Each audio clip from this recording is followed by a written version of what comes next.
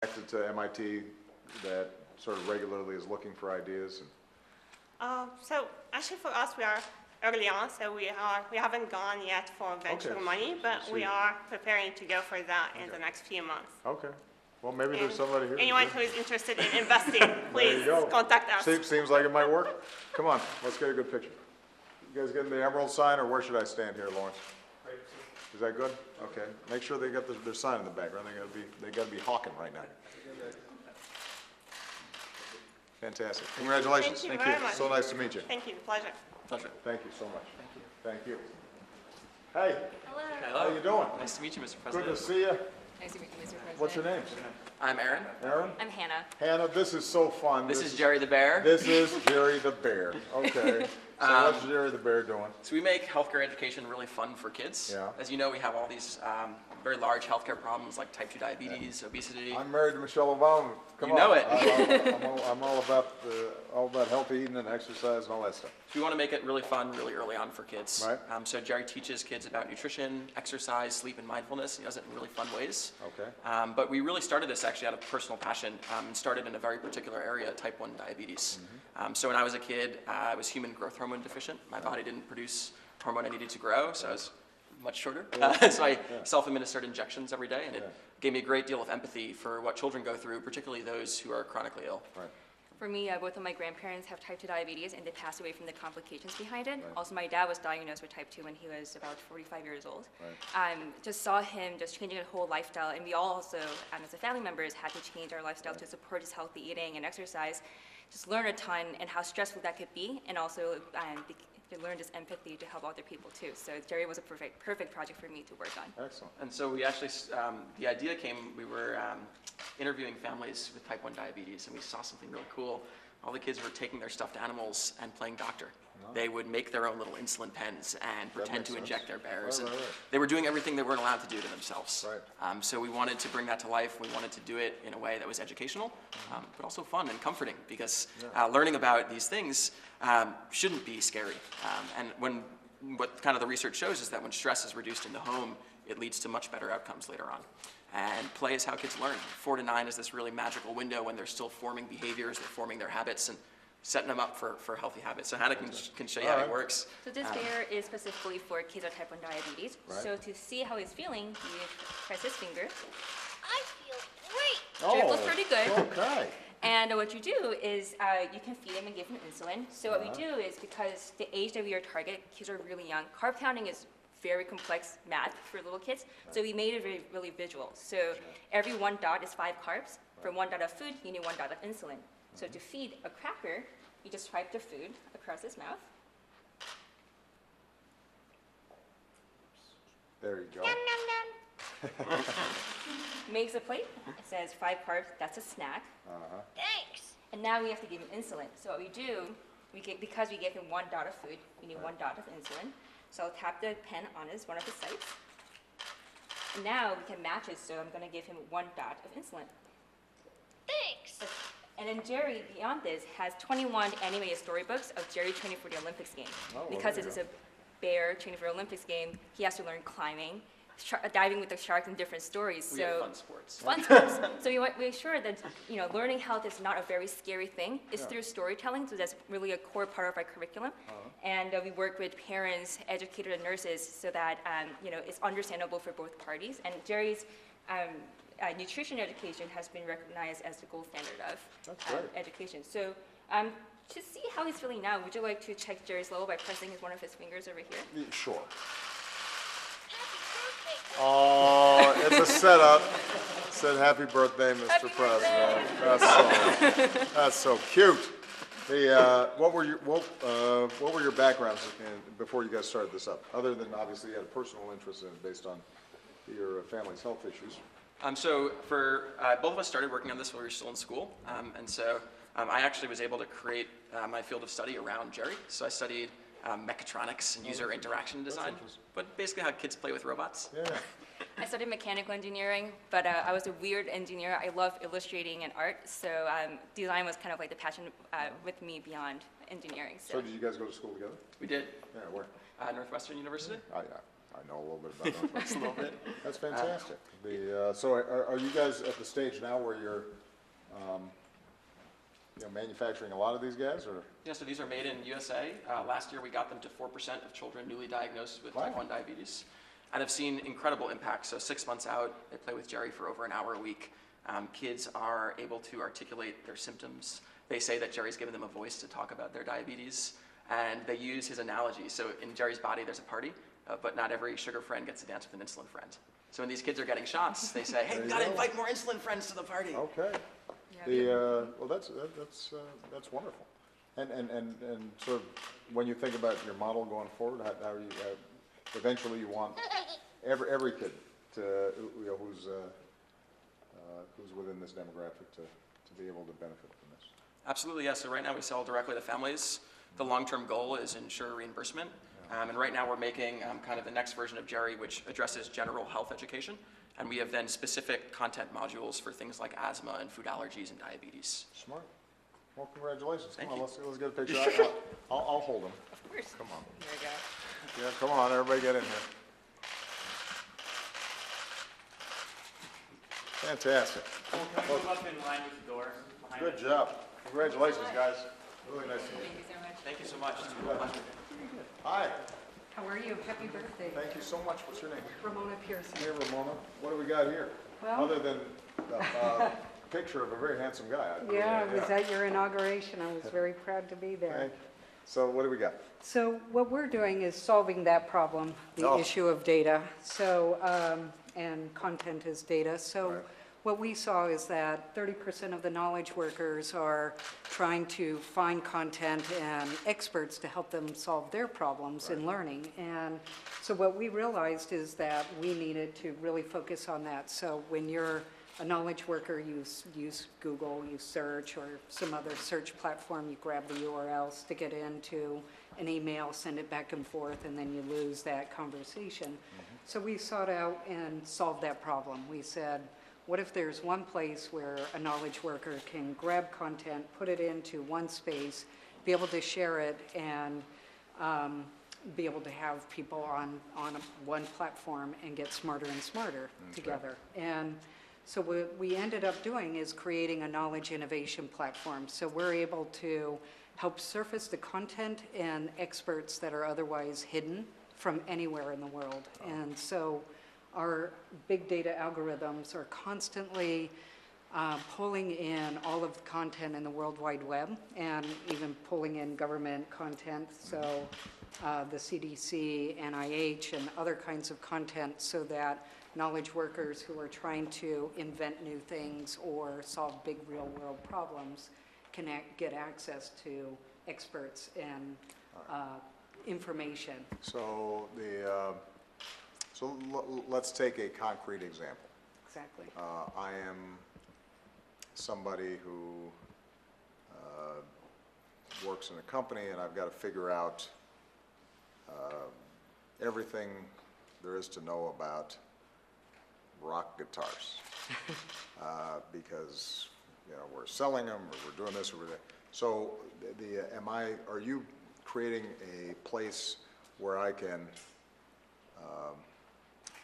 collate all that information more rapidly than I could just doing a Google search, or? Yes, absolutely. So Google, if Or anyone's a any. Google Right. person, No, it's we're using that. yeah, It could have been Yahoo. yeah. Right, yeah, I'm not trying to preference anybody. Right, here, but these technologies and searches are 25 years old now. Right. And they're also really good at getting you to buy ads. Right. And that's how they make money. But we're a knowledge platform that really helps people rapidly get to the knowledge and to be able to share it and to access that knowledge. So, for instance, if you are trying to build new policy, it would be very powerful and quick for you to be able to share some information out, create a collection, and have people who are doing research create a collection that you can look over and see. And then people can insight, and I'll show you what that looks like, create insights and be able to, contextualize information. So rather than a search, I'm essentially setting up, or somebody will have set up already, some sort of, place, some Yes. page where I can go to, that's already gathered up a whole bunch of stuff, without me having to search individually for each article. So, for instance, this is me. So if I'm in the platform, these are articles that are leveraging predictive analytics. So we're a big data company, and what we're doing is actually building a cognitive graph on people. So we look at intent, interest, reputation, knowledge level, and we create something like this that allows you to, and others to see the depth of engagement and the breadth of influence that they have on the community. So you get to see what their knowledge is. And so based on the cognitive graph, this is a recommendations based on my interests as a CEO. And since I'm a neuroscientist, I have a variety of weird interests. So if I go into my feed, this is where information is coming to me from the community of people I'm following and things that are getting recommended. So you have Netflix, which is creating recommendations that are fairly flat about your entertainment. But what we're doing is creating that next generation predictive and transformative recommendation, which is trying to get out one step in front of you based on what you've been learning as a person in policy. We may be looking at you and going, okay, because you're trying to create policy in healthcare, perhaps you should be looking at this content. Perhaps you should talk to these experts. And when you do, so what's been happening in our platform is I can go in here and see these conversations and see what people are highlighting. So the highlights are insights within that content. And we do insights also in video, which is also quite remarkable. But- So let me ask you, am I setting this up and personalizing it? Am I the customer, the end user here? And if so, if I'm signing up for Declara, I become a member or what have you, Yes, and then I'm paying you whatever the monthly fee is or what have you, and then slowly you guys are building up a platform of information for me in an iterative way with me, back and forth. yeah, very, very similar to that. So what we're doing is we have two models right now. One is, this is a consumer product. So anybody can download this and get into this for free. Okay. Our other product, our enterprise product, is being used by the country of Australia. Mexico, the largest teachers union in the Western Hemisphere, is now using it to level up their teachers. So for the first time ever, those teachers are hitting their competency levels, and it was based on leveraging our platform. That way they have a closed environment where their data and content is kept within their walls. Whereas in this, what we're doing is creating a way for content to move inside and outside of government institutions and organizations. We also have Genentech as a client, and so they're using it to rapidly get research and knowledge workers to be able to level up more rapidly. Because as you're doing insights, especially in our consumer product, the entire community is learning as you learn. So what we have been able to do is create a learning platform that doesn't require assessments. In fact, we've gone beyond assessments so that the community is able to learn as you're learning. Now, when you say community, once I've signed on to Declara, is it, again, I'm just using analogies, so I'm not advertising to anybody, but is it similar to Facebook where I am letting various people into Correct. my community? Yes. Got it. So you can have a closed community, like here I'm having conversations with somebody around some innovation, or I can have an open community. Anybody can plug in. Right, or I have multiple communities.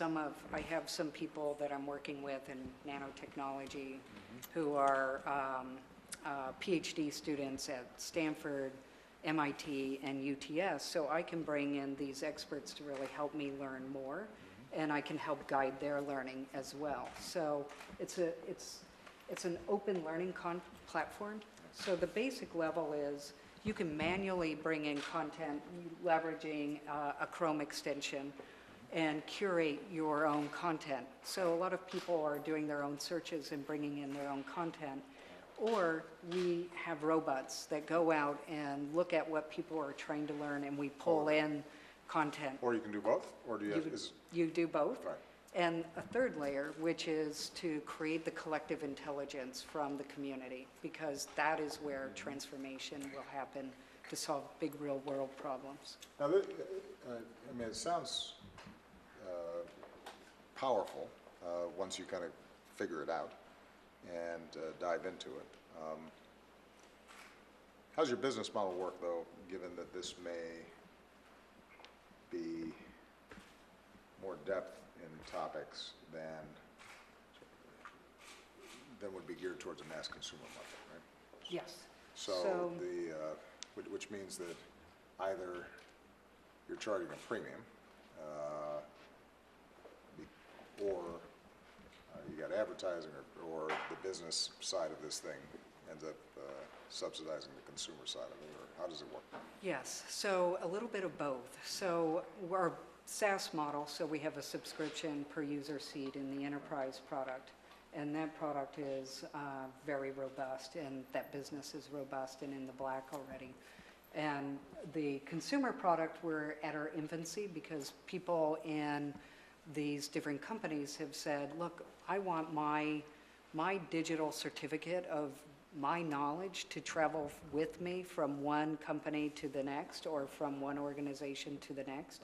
So that forced us to really create a consumer space so that they become the owner of their digital knowledge.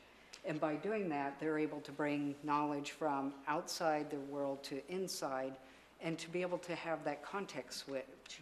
So if you're doing it for your personal knowledge or for your work knowledge, now we have the ability for you to be a lifelong learner in any way. That's interesting. What's your background? So, You say you're a bio, here, Yeah. come on here, we're gonna take pictures.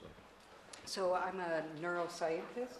Are you teaching while you were putting this together, or? No, you know, actually, I was inspired to do this because I was hit by a drunk driver after I served in the Marine Corps, and spent 18 months in a coma, and I was blind for 10 years. But when I left the hospital, I ended up in a nursing home. So the hospital gave up on me.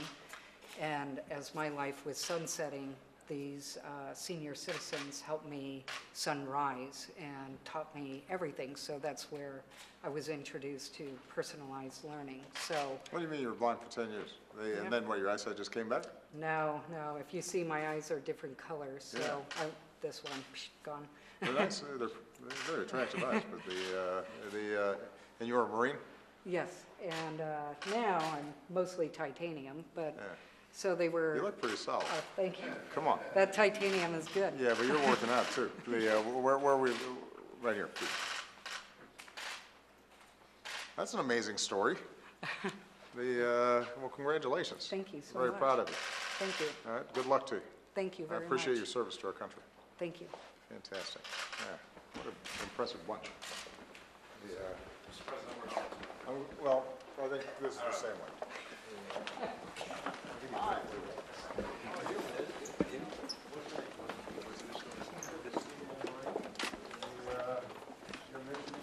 Okay, what do we got going here?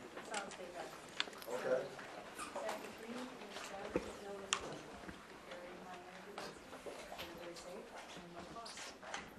We tried to solve the riddle of how do you get to a very, very high energy density battery cell, but still make it on a very scalable platform. And we did the math. So we're simulations people by origin, and so we started doing some simulations and multi-physics calculations and determined that we believed the best way was to have it all solid state, no liquid electrolyte. And so we started making batteries on equipment that we bought on eBay that was very cheap, that was used to make things like food packaging. And last summer, we demonstrated over 1,100 watt-hour per liter, which is about double what's available right now in the marketplace. Yeah, Vino told me about this. Okay. I just saw Coastal Adventures, so. Yep. Vinod did our series. Yeah, I know. So, Everybody get a picture of the President of the United States with our battery. There you go. I promise you. They take a bunch of pictures, don't worry. This particular battery technology, applications for everything from cars to devices to That's you right. name it. Yeah, we just had an investment from Dyson, and so we will first put our batteries into their products, vacuum cleaners and consumer electronics and so forth. And after that, the sky's the limit. The reason we started the company was to get into electric vehicles. That's been a passion of ours Right. for a long time. How do we cut the cost and the Exactly. size and Exactly. longevity of these Exactly. batteries? That's our big stumbling block to driving down the price point Yep. on electric cars. Yep. So have you solved it? We believe so. Okay. We have to scale it up, Right. and, but this was after working on the incumbent technology for a long time. My team and I came from the University of Michigan. I was a professor there for 17 years, and so it came out of my laboratory. And a surprising thing happened. The first little prototypes we made at U of M worked, and that was based on NSF funding. So we decided to start a company, and we've been on this journey. That's great. And what are the barriers to scaling up? What are the things you still have to figure out in terms of being able to, for this to then become the standard bearer for batteries? The usual engineering work. Every time you make a larger cell, you deal with the flaws, you have to make them faster, you get bigger and bigger equipment, pieces of equipment, you make them at a higher rate, and so we go through all those development steps, then you have to stop and test, and then you build again and stop and test. So, Excellent. Well, I'm very excited. Thank Let's you. let's get a picture. Come on. Where, right here. Look at this guy. Lawrence, but are you getting the, okay, just want to make sure. Because you could tell I was in trouble if when I picked up the battery. And I had to get one of those. Thank you, happy birthday. Thank you, congratulations. Thank you very much. Good work. Hi, Happy birthday. thank you. What's your name? Tony, how you doing? Hey, Tony. What you got here? So our- Student Loan Genius. Student Loan Genius, that's our company. This is gonna tell me exactly where I can get my cheapest student loans. That's part of it. That's So only part of it. what we invented is a 401k for student loans. Oh, I see, okay. So we allow great companies to help their employees find the best repayment plan, and then the company can provide a matching contribution, just like they would for 401k, to help the employee become debt-free faster. Oh, that's interesting. So let me think about this. So I graduate. Yep, And I go work for Shopkey 3. yep, that's right. And but my parents didn't pay for my college, so I've got $50,000 worth of debt. That's right. So if Shakti was one of your customers, What would happen? what am I doing? I go to HR and they say, do you have any student debt? And they say yes, and then, That's right. So there's three things that we do. The first thing that an employee would do is they would use our tool that we built. That's similar to TurboTax, but for student loans. So Okay. I know you came out of school with over $100,000 in debt, so did I. And you're pulling out loans each semester you're in school. So for most people, it's very confusing to figure out which programs they are eligible for. So what our tool does is it analyzes your loans. We built an algorithm to show you every single repayment plan that you specifically qualify for, right? And so we allow you to see them side by side, how it's going to affect you right now, but also in the future. And then once you choose a plan, we help you fill out the application. If you want to do refinancing, we help you fill out that process. But another really cool thing that you can see is that you can see the impact of your company providing that contribution. So once you choose a plan, we then integrate with the company's payroll system to start pulling money straight out of their paychecks and sending it off to Navient or Sallie Mae or Great Lakes, whoever it is. And then if the company wants to, they can provide that match on top of that. that's smart. So we're having a massive impact on people's lives. You can see here the average impact that we can have on people if a company's providing a $25 or $100 match. Is this a one-time purchase by the company, or are you managing this and Yeah. it's like a monthly service? It's a monthly service. So the company can decide if they want to provide monthly matching contributions, or they can do like annual cliffs. So after you're here for 12 months, then we'll give you like $5,000. And with our payment system, we ensure that the money goes to the highest interest loan, straight to principal, to ensure that the loans are getting paid off efficiently. Now, given the algorithm you already developed, though, why just do a sale to business? Because the concept presumably would apply to somebody who was self-employed or anybody, so you could go direct to consumer on this, couldn't you? Yeah, great point. So the reason that we want to go straight to B2B at this point is because you get a match, right, from the employer, right? So that's a huge incentive for a company to use as a recruiting and retention tool. No, it's very smart. I mean, this part, but I guess once you have this established, Then we are going to go roll out to B2C. We're actually launching with our first university this month, Northeastern University. It's going to open it up to all of their alumni. So they're not going to receive the match, but they actually can use our but platform. they can still use it to Exactly. make calculations quickly. And actually, 4 out of 5 people who use our tool are choosing to switch plans that they're currently on, taking advantage of payee or income, like based plans or Yeah. income contingent. Excellent. So it's like people want this, it just needs to be put in front of them. And are you plugging in things like the income-based repayment program and things? Absolutely, this is all here. Okay. So here you can see the Yeah. standard consolidation, graduated, income base, income contingent, Yeah, and so you payee. can make a bunch of decisions. Absolutely. How'd you get this idea, other than having a lot of debt? Yeah, so before this company, actually, I started the first financial planning company for millennials. So working with people in their 20s and 30s. And it was through that company where I saw student loans were just impacting people's lives. Right. And I just had the idea that, companies are helping, people save for retirement, but our generation is getting crushed by student loans. So wouldn't it be cool if companies provided those matching dollars, but for something that we actually care about, that's really having an impact on our life? How'd you finance? So we've actually just closed a seed round that was led by one of the biggest financial services companies in the country that we can't announce until later this month. I won't say anything. Why? But we are always looking for strategic partners and investors, so I just want to throw that out there. All right. Well, congratulations. Thank Come on, you. let's get a good picture.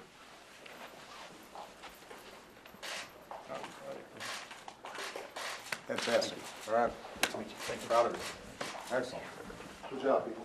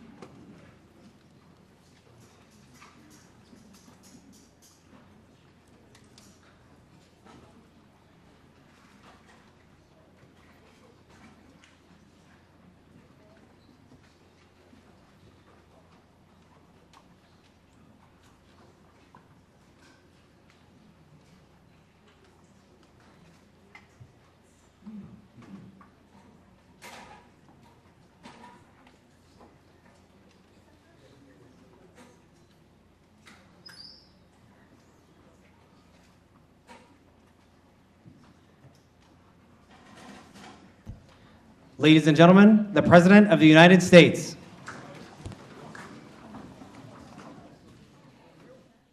Thank you. Hello, everybody. Have a seat. Have a seat. Look at you guys with all your gadgets. Sit down. Come on. Thank you. Thank you very much. Thank you. I'm so gray. But I feel good otherwise. Welcome to the White House, everybody. As a birthday treat to me, I thought I'd invite business leaders, investors, and government officials here for the first ever White House Demo Day. Yes.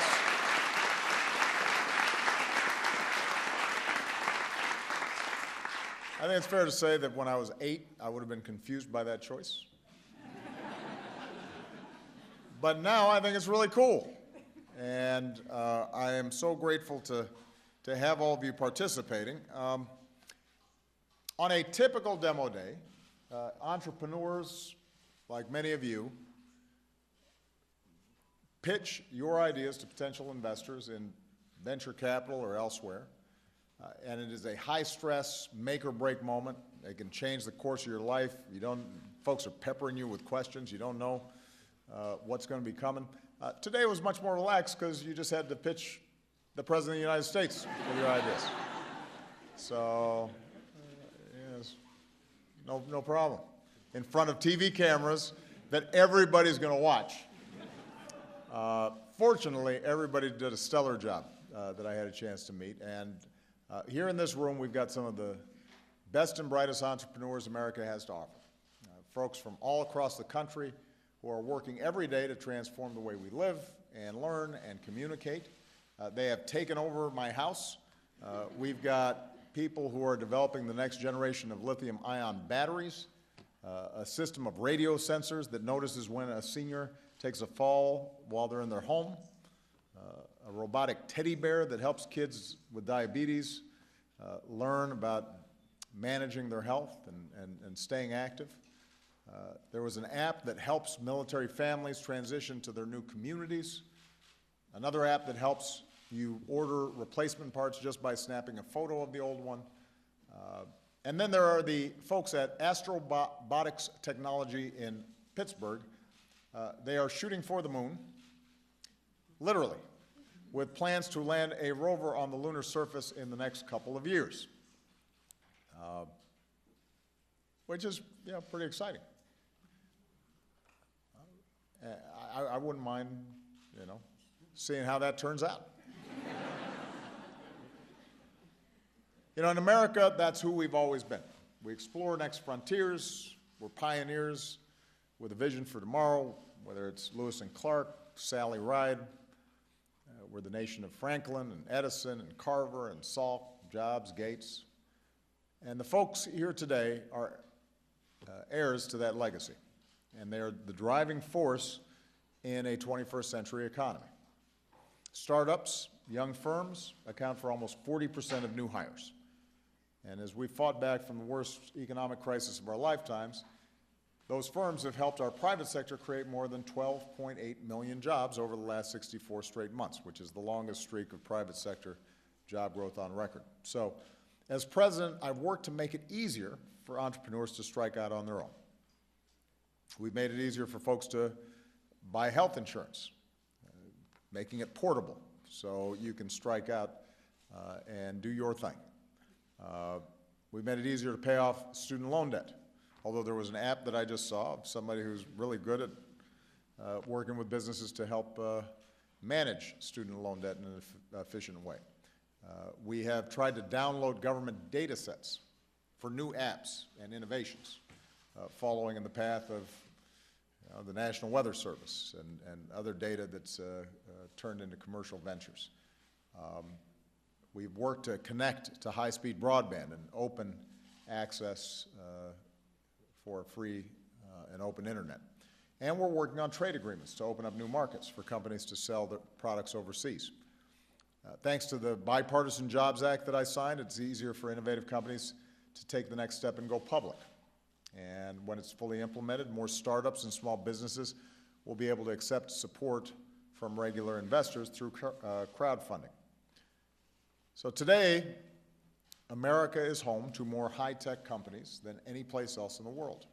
And business leaders have declared that China is no longer the world's #1 place to invest, America is.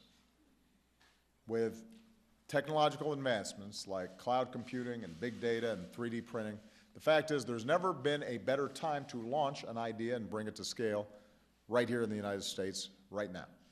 But we've got to make sure that we're taking full advantage of this moment by tapping all the talent America has to offer, no matter who they are or where they set up shop.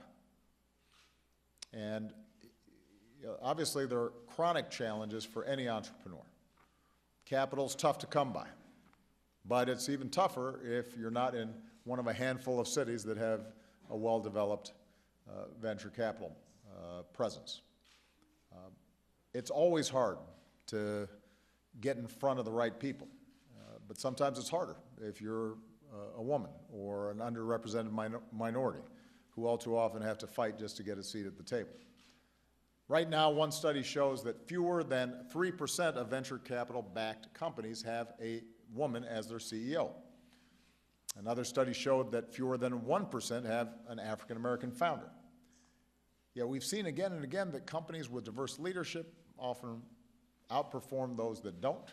That's the market that is out there, not just here in the United States, but globally. So that lack of participation from everybody isn't good for business. We've got to make sure that everybody's getting a fair shot. The next Steve Jobs might be named Stephanie or Esteban. They might never set foot in Silicon Valley. We've got to unleash the full potential of every American, not leave more than half the team on the bench. And that's something a growing number of tech companies have begun to recognize. So in January, Intel announced that by 2020 they would achieve full representation of women and minorities in their U.S. workforce. Last week, Pinterest also announced ambitious new diversity goals of their own.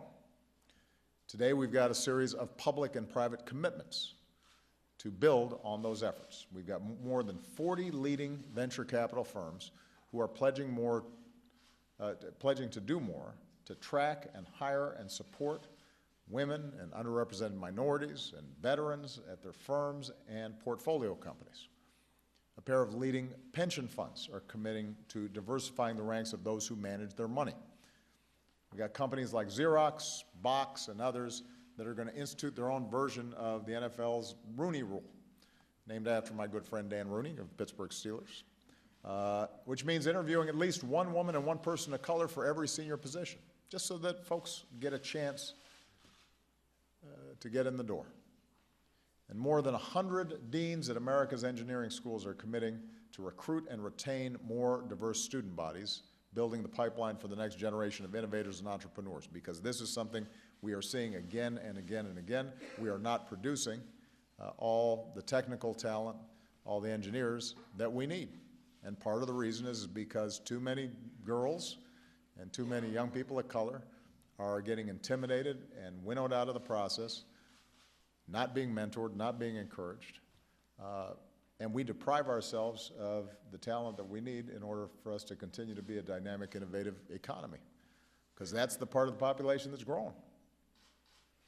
So my administration is also going to do our part.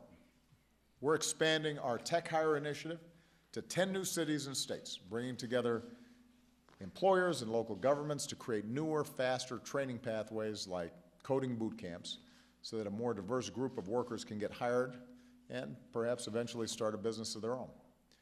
We're scaling up the National Science Foundation's Successful Innovation Corps program. That's 6 more federal agencies, so we can help more of our scientists move their ideas out of the lab and into the marketplace.